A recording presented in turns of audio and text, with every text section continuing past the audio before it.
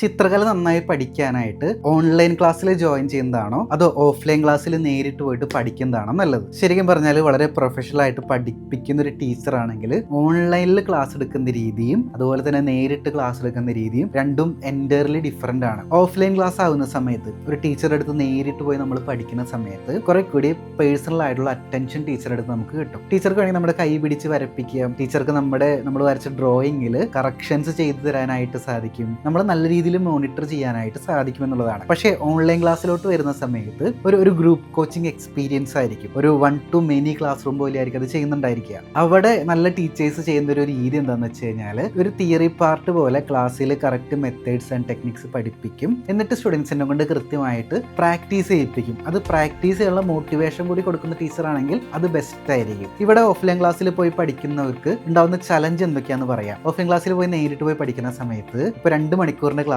ആണെങ്കിൽ, വീടിന്റെ ഒത്തിരി ദൂരെയുള്ള ക്ലാസ് ഒക്കെ ആണെങ്കിൽ നമുക്ക് ആ ട്രാവലിംഗ് ടൈം അവിടെ നമുക്ക് നഷ്ടപ്പെടും അല്ലെ. ട്രാവലിംഗ് ടൈം നമുക്കവിടെ സ്പെൻഡ് ചെയ്യേണ്ടി വരും. കൂടാതെ ബാഗ് പാക്ക് ചെയ്യണം, അങ്ങോട്ട് പോകണം. ഇപ്പോൾ 2 മണിക്കൂറിന്റെ ക്ലാസ്സിന് എക്സ്ട്രാ ഒരു മണിക്കൂറോ 1.5 മണിക്കൂറോ എക്സ്ട്രാ നമ്മൾ വീണ്ടും സ്പെൻഡ് ചെയ്യേണ്ടി വരും. കൂടാതെ വീക്ക്ലി വൺസ് ഒക്കെ ഉള്ള ക്ലാസ് ആണെങ്കിൽ എല്ലാ വീക്കും അവിടെ പോയി പഠിക്കേണ്ടി വരും. ക്ലാസ് മിസ്സായി കഴിഞ്ഞാൽ എക്സ്ട്രാ ക്ലാസ്സിൽ വീണ്ടും പോവുക എന്നുള്ള സൊല്യൂഷൻ മാത്രമേ അവിടെ ഉള്ളൂ. അതിന്റെ റെക്കോർഡിംഗ് ഒന്നും നമുക്ക് കാണാനായിട്ട് സാധിക്കില്ലല്ലോ. പക്ഷെ ഓൺലൈൻ ക്ലാസ് ആണെങ്കിൽ നിങ്ങൾക്ക് വീട്ടിൽ ഇരുന്നുകൊണ്ട് തന്നെ അറ്റൻഡ് ചെയ്യാൻ പറ്റും. നിങ്ങളുടെ കുറേ ട്രാവലിംഗ് ടൈമും നിങ്ങളുടെ ആ പൈസയൊക്കെ സേവ് ചെയ്യാനായിട്ട് സാധിക്കും. കൂടാതെ എല്ലാ ഓൺലൈൻ ക്ലാസ്സിലും റെക്കോർഡ് ചെയ്യാനുള്ള ഫെസിലിറ്റി ഉണ്ട്. ലൈവ് ക്ലാസ് ആണെങ്കിൽ അത് റെക്കോർഡ് ചെയ്ത് നിങ്ങൾക്ക് ആ ക്ലാസ് മിസ്സാവുന്നുണ്ടെങ്കിൽ പിന്നീട് ഒരു സമയത്ത് കാണാനും അറ്റൻഡ് ചെയ്യാനും പറ്റും. സോ നിങ്ങൾ ടോട്ടൽ ഇൻവെസ്റ്റ് ചെയ്യുന്ന ടൈമും കോസ്റ്റും നോക്കുന്ന സമയത്ത് ഓൺലൈൻ ക്ലാസ് കുറച്ചുകൂടി അഫോർഡബിൾ ആണ്. പക്ഷേ ശ്രദ്ധിക്കേണ്ട കാര്യം, വെറുതെ കുറേ ചിത്രങ്ങൾ വരപ്പിക്കുന്നതല്ല ശരിക്കുള്ള ഓൺലൈൻ ക്ലാസ്. ഓരോ ചിത്രങ്ങളും എങ്ങനെ വരയ്ക്കണം, എങ്ങനെ ഓരോ ചിത്രത്തിനെയും നോക്കി കാണണം. കൂടാതെ വീട്ടിലിരുന്നുകൊണ്ട് നല്ല ചിത്രങ്ങൾ വരച്ച് പ്രാക്ടീസ് ചെയ്യാനായിട്ട് സ്റ്റുഡൻസിനെ നല്ല രീതിയിൽ മോട്ടിവേറ്റ് ചെയ്യുന്ന ഒരു ടീച്ചറും കൂടി ഉണ്ടെങ്കിൽ അത് പെർഫെക്റ്റ് ആയിരിക്കും. കൂടാതെ ഓൺലൈൻ ആവുന്ന സമയത്ത് അതിന് ലിമിറ്റേഷൻ ഇല്ല. ലോകത്തിന്റെ പല ഭാഗങ്ങളിൽ നിന്നും നമുക്ക് ക്ലാസ്സിലോട്ട് പങ്കെടുക്കാൻ സാധിക്കും. ആ ക്ലാസ്സിൽ വരുന്ന സ്റ്റുഡൻസിന് ഒരുപാട് വ്യത്യസ്തമായിട്ടുള്ള സ്റ്റുഡൻസിനെ പരിചയപ്പെടാനും അവരുടെ ആർട്ട് വർക്കുകൾ കാണാനും അത് ഷെയർ ചെയ്യാനും സാധിക്കും. ഓൺലൈൻ ക്ലാസ്സിനും